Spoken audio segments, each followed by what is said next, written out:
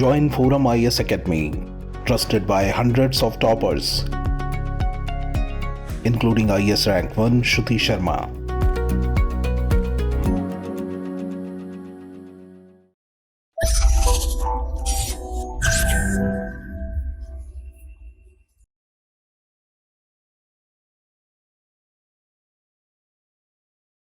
Hello and welcome to ForumIAS. Today is 20th March 2023 and we will be discussing the following 5 articles.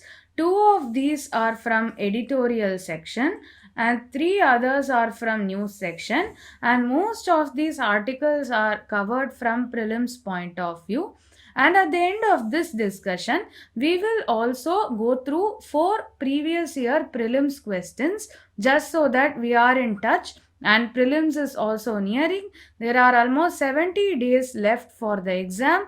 I hope your preparation is in full swing. So without further ado, let us move to the first article of the day, which is about India-China border talks. This can be placed within the context of the Galwan clash, which took place in June 2020 and claimed around 20 lives from Indian side. The Sino-Indian clash, which recently took place in December 2022 in the northeastern side of Tawang, which is in Arunachal Pradesh. So the Galwan region is in Ladakh. So if we see the points of conflict, they are in the western sector of the border as well as the eastern sector of the border, which means the problem is through entire stretch of Sino-Indian border. And in order to solve this, the WMCC meeting was held on Feb 22, 2023 in Beijing, which is the working mechanism for consultation and coordination, and this meeting takes place at secretary level. Recently, what were the points of conflict in the India-China border? The recent developments point to disengagement in 4 points, that is Galwan, Pongong So, Gogra Post near Jianan Pass, which is the petrol point 15. Other than disengagement from these 4 points, there are 2 other points, which are the Depsang Bulge and the Charding Ninglang Junction in the Demchok area.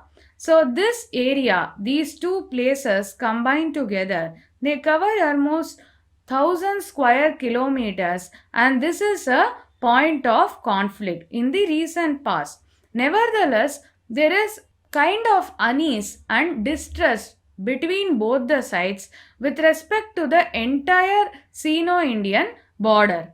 From 1993, both sides were engaging in confidence building measures, and across the India-China border, which is sometimes referred to as line of actual control, most of the points are agreed upon, but there are some 18 to 20 points where there are differences. So in 1993 and 1996 agreements, it was said that these 18 to 20 points have to be identified and the differences relating to these areas should be resolved. But the Chinese did not keep their commitment to defining the entirety of line of actual control. Because there is no exchange of maps between both the sides, the result is that there are standoffs between Indian and Chinese troops.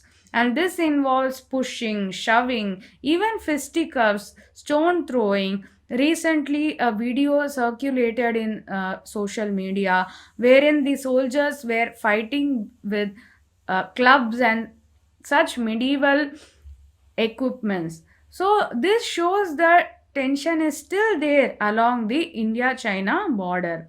And this escalated to a larger level in the Galwan clash of 2020.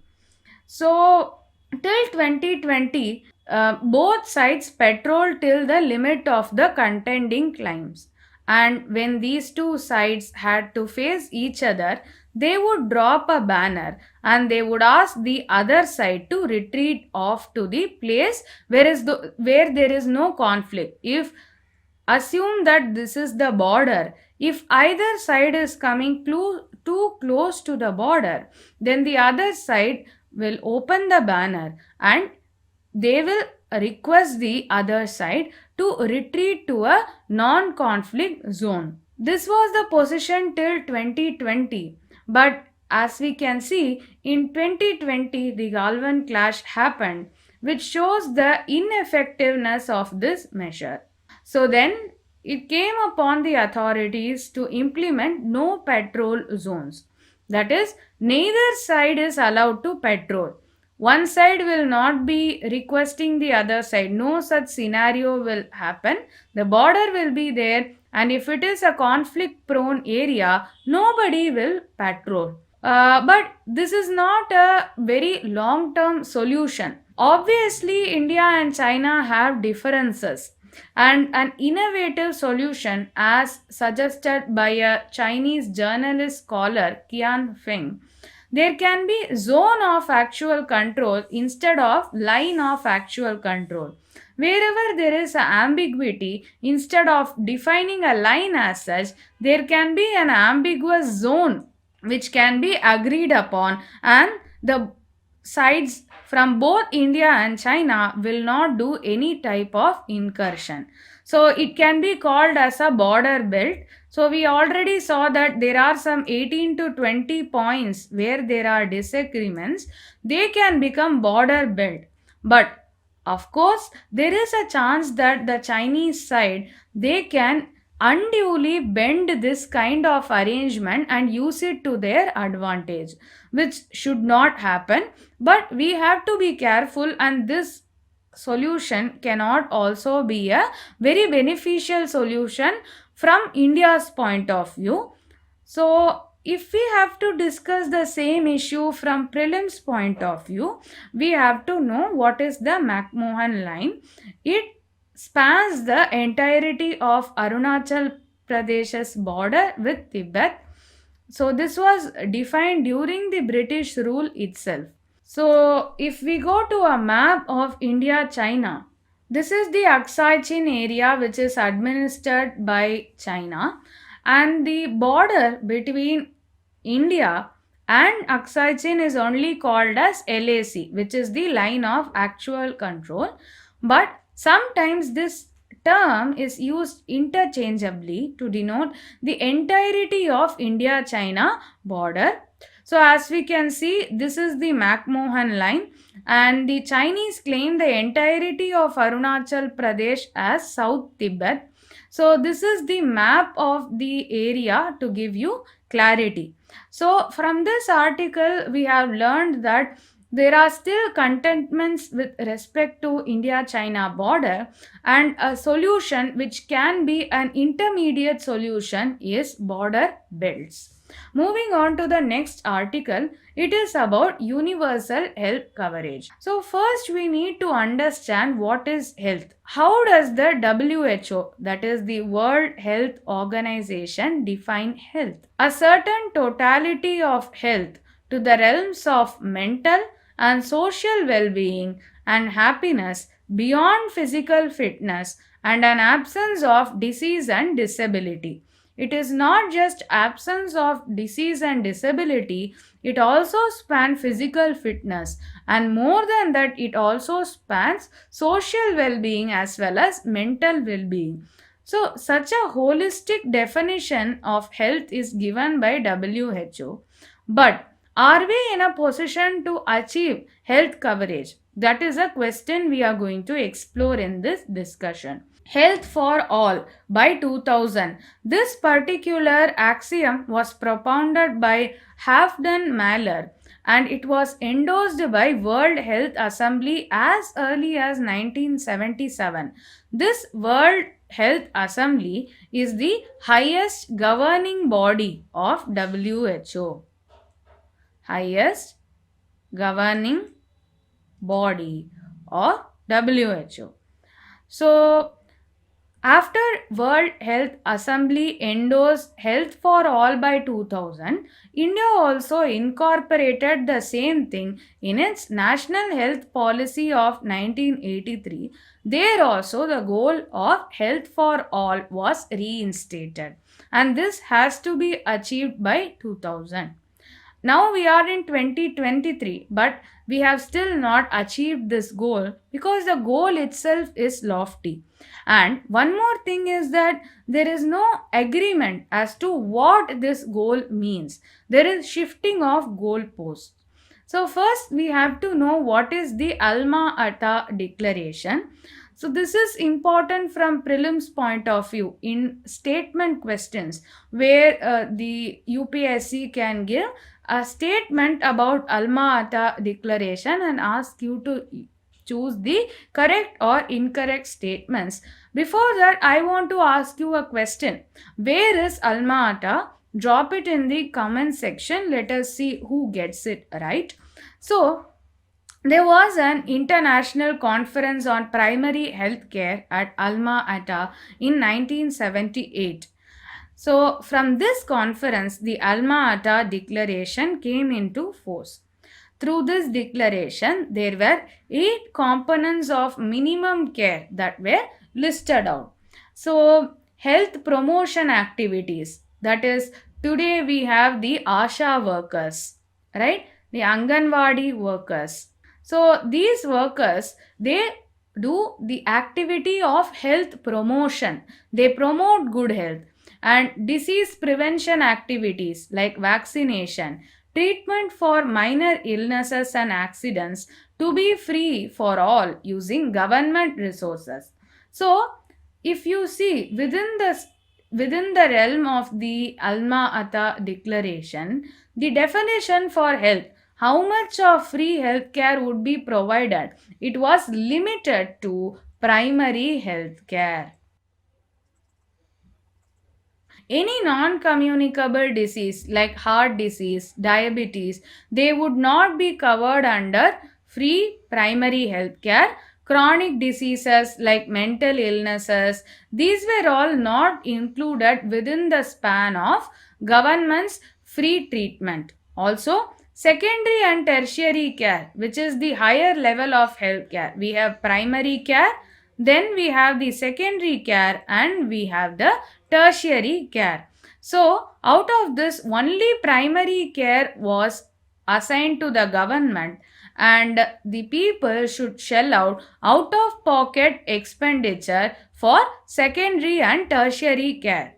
So, there is an abdication of responsibility, which means the government has to be responsible for health care of its citizens, but with respect to secondary and tertiary care, there was abdication of responsibility by the government, and it led to private health care becoming unregulated. That was the limitation of Alma Ata.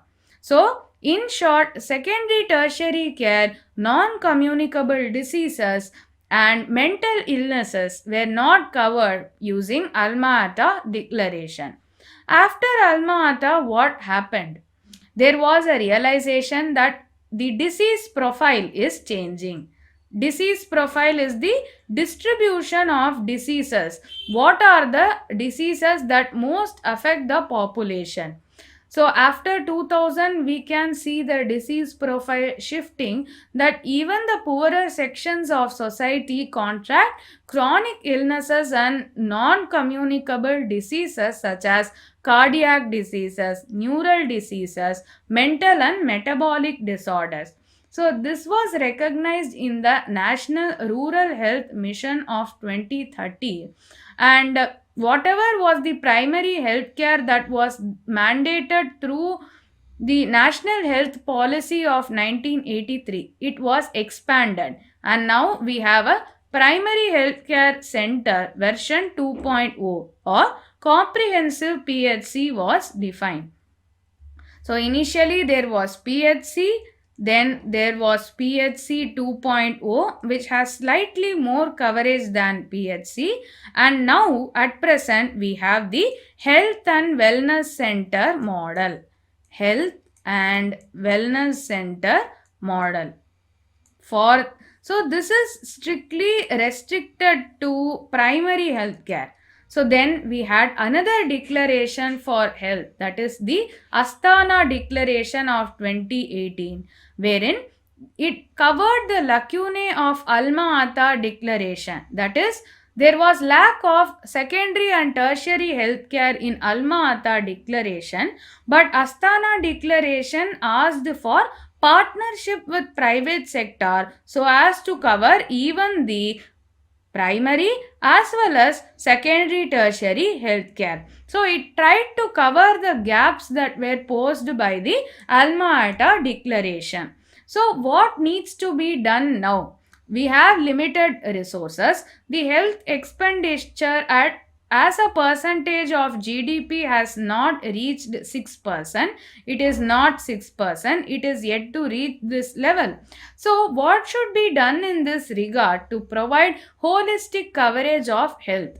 So in Beijing Health Systems Research Conference of 2012, there was a multinodal system of varied sectors which was agreed upon so that there would be comprehensive universal healthcare. So what was essentially said in this Beijing Health Systems Research Conference of 2012 is that there should be collaboration between different sectors so that there can be comprehensive universal healthcare, so that no one is left behind, no one is refused treatment because of their caste, color, creed, economic status, etc. So if we apply this principle to Indian situation, we have the National Health Mission, which is the NHM, which covers the health component, and this has to be integrated with several other missions like Poshan Abhiyan, which is for nutrition, and we have National Food Security, which is also mandating for proper nutrition for all sections of society, and the MGNREGA, which ensures guaranteed employment. We have to cover water sanitation, that is preventive healthcare or public health, and then Sarva Siksha Abhiyan, which covers the education component. All these things has to be integrated. Only then a holistic or comprehensive universal healthcare can be achieved. So this particular article analyzes how the concept of universal healthcare has evolved through ages, right from the Alma Ata Declaration to the Astana Declaration, and currently what needs to be done in order to improve the health situation in India, and it asks for collaboration between different schemes and different departments of the government. Now we will move on to the third article of the day, which is about India-Japan relations. This is being covered because of the Japanese Prime Minister Fumio Kishida's 24-hour visit to Delhi. So, what is expected to transpire in this meeting between the Japanese PM and the Indian PM? So, India has the G20 presidency and Japan is assuming the G7 presidency. So, what will be the role of G7 as well as G20 individually, and what kind of combined role they will have on regional and international security, food security, climate and energy, fair and transparent development finance? All these things will be discussed by the Indian and Japanese prime ministers. Also, Japan will also try to bring India into confidence in having a anti-Russia stand with respect to Ukraine conflict. We have to see how this goes on, and India would not take a conflicting position, or it won't take such a kind of aggressive position in any international conflict. So that is for sure from our side. Other than this, bilateral issues would be discussed. Japan is targeting almost 5 trillion yen public as well as private investment in India. Connectivity projects in the northeast, these issues will be discussed. And India and Japan's partnership is one of special strategic and global partnership. It has higher value in the eyes of both the countries and over Japan's strategy of free and open Indo-Pacific. So we have the Indian subcontinent somewhere here and the Japanese isles are somewhere here. Excuse me for my poor drawing skills, but initially Japan was too much focused on US, too much focused on the global west, which is the east of Japan. Now uh, Japan is focusing to the west of their country, that is the Asias and Africas. In order to cover that, they have come up with the free and open Indo-Pacific. Similarly, India also has the Act East policy, wherein India is looking to engage with the eastern neighbors and extended neighbors, which comes to Southeast Asia, Australia, Japan, Philippines, etc. So there is a convergence between free and open Indo-Pacific policy of Japan and Act East policy of India, which would obviously be discussed. Further, from prelims point of view, we will discuss what is G7. Already G20 has been discussed in several places multiple times at much depth. G7 might be asked because Japanese Prime Minister is also coming to India in the context of them assuming G7 presidency. So G7 is an informal grouping of 7 of world's advanced economies, that is Canada, France, Germany, Italy, Japan, UK and United States. So basically these are the rich countries. So in one prelims, I believe it is UPSC Prelims 2020, there was a question asking which of the following are members of G20. Similarly, which of the following are members of G7? That can also be asked. Now I will give you a mnemonic trick. So the G7 is a group of rich countries. So they have girlfriend and they drink juice. So this is the mnemonic. G for Germany, F for France, J for Japan, U for US and UK, I for Italy, C for Canada and E for the European Union. So by this technique you can easily remember the member countries of G7. So this G7, it started as World Economic Summit in 1975. So at that time there were only 6 heads of state and government. So it was called as Group of 6 and they met at France. So in 1970s the biggest problems were the first oil crisis and the collapse of fixed exchange rate system. This is topic for another day. Simply speaking, earlier what is the value of $1 was fixed by the countries. It wasn't determined by the market forces. This system collapsed in the 1970s and as a result this World Economic Summit was convened in 1975. Later, in 1980s, G7 scope of interest was expanded to include foreign policy and security policy. So it is a group of rich countries. Initially, they started out to discuss economic issues and later they also branched out to foreign policy and security. This evolution of G7 is kind of similar to that of G20.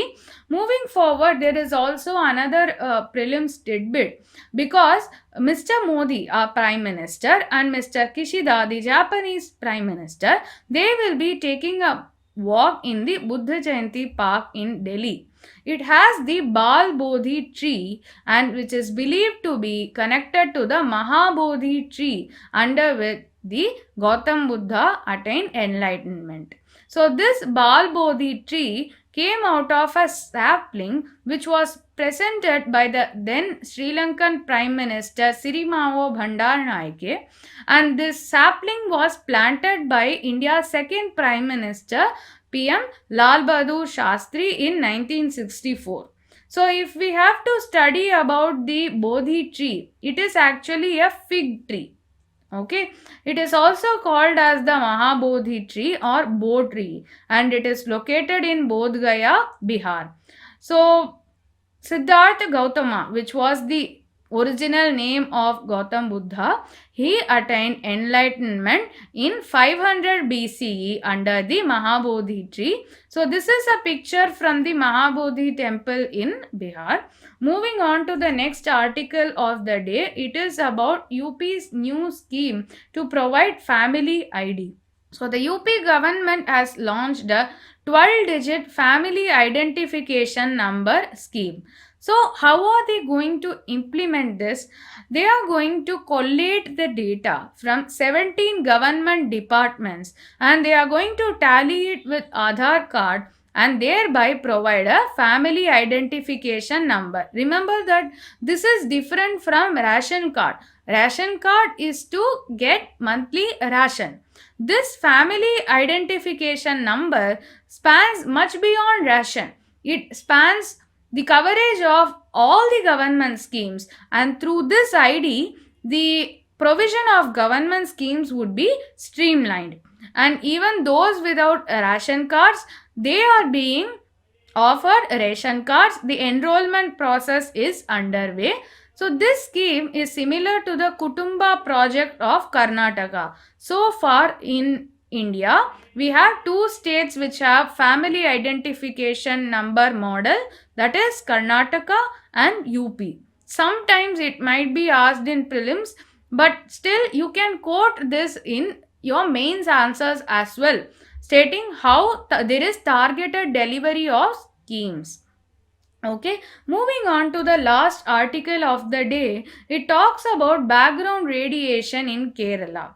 So the researchers of Baba Atomic Research Center, they have found that the radiation levels in certain parts of Kerala are very high. So what is this background radiation? It is the radiation emitted from natural sources like rocks, sand or mountains. What results in this radiation? There is a disintegration of an unstable element. So we have elements like uranium. We have elements like plutonium. Certain isotopes of plutonium. We have thorium. Their nucleus, if we have to go by plural, it is the nuclei.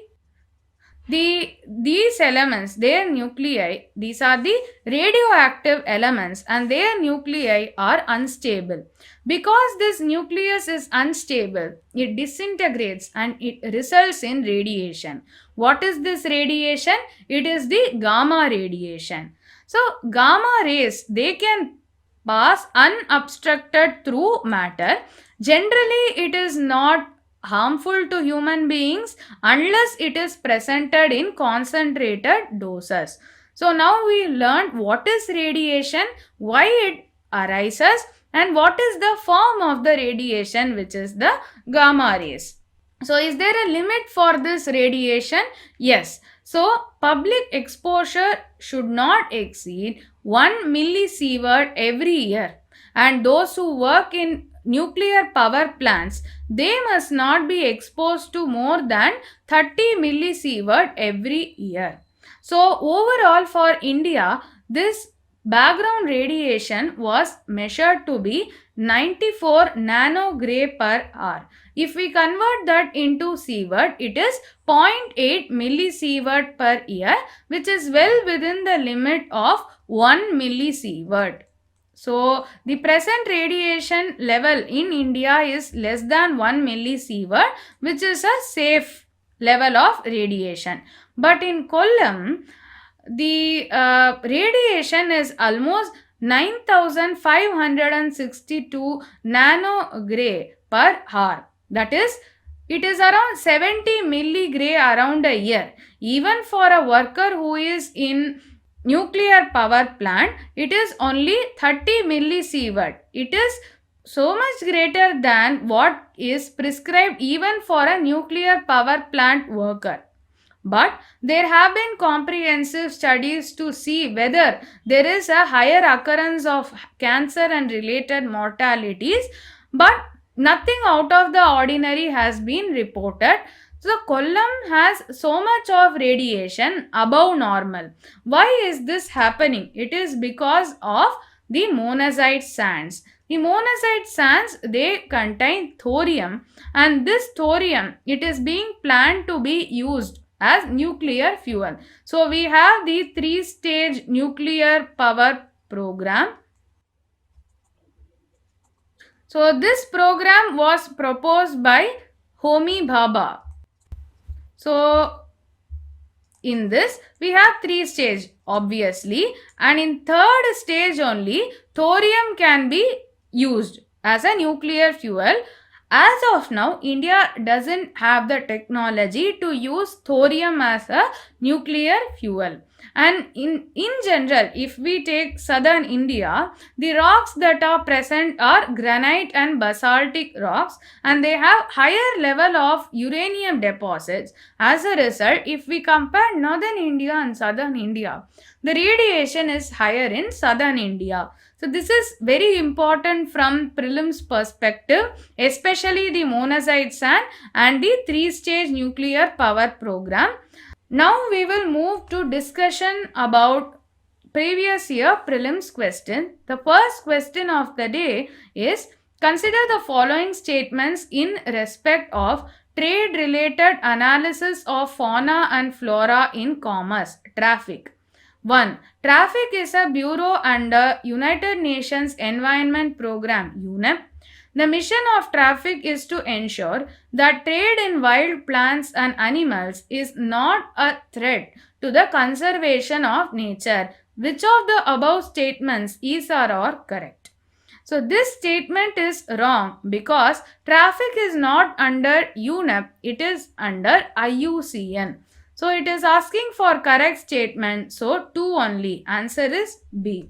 Next question. Which of the following statements is or are correct regarding the Monetary Policy Committee? It decides the RBI's benchmark interest rates. It is a 12-member body including the governor of RBI and is reconstituted every year. It functions under the chairmanship of the Union Finance Minister, and it is asking for correct answer. Yes, MPC decides the benchmark interest rate, which is the repo rate. It is a 12-member body. Wrong. It is a 6-member body. It functions under the chairmanship of Union Finance Minister. Wrong. It functions under the chairmanship of RBI Governor. So the correct answer is A, 1 only. Next question. At one of the places in India, if you stand on the seashore and watch the sea, you will find that the sea water recedes from the shoreline a few kilometers and comes back to the shore twice a day, and you can actually walk on the sea floor when the water recedes. This unique phenomenon is seen at A. Bhavnagar, B. Bhimunipatnam, C. Chandipur, and D. Nagapatnam. The answer for this is C. Chandipur. This Chandipur is from where the integrated test range is located, where the missiles are tested. That is one extra information for you. Next question. With reference to Prohibition of Benami Property Transactions Act 1988, PBPT Act, consider the following statements. A property transaction is not treated as a Benami transaction if the owner of the property is not aware of the transaction. 2. Properties held Benami are liable for confiscation by the government. 3. The Act provides for 3 authorities for investigations but does not provide for any appellate mechanism, and it asks for the correct statements. The first statement is wrong. Just because the person doesn't have knowledge, it doesn't mean that this Benami property is existing. By that logic, anybody can deny that I didn't know this. So it is a very weak point, and this is obviously wrong. Properties held by Benami are liable for confiscation. Yes, it is correct. And third statement says that there are 3 authorities for investigation but does not provide for any appellate mechanism. This is wrong. So the answer is B, 2 only. That's it for today's discussion. This is Indumati signing off. Have a good day and follow us on all these social media platforms. Thank you.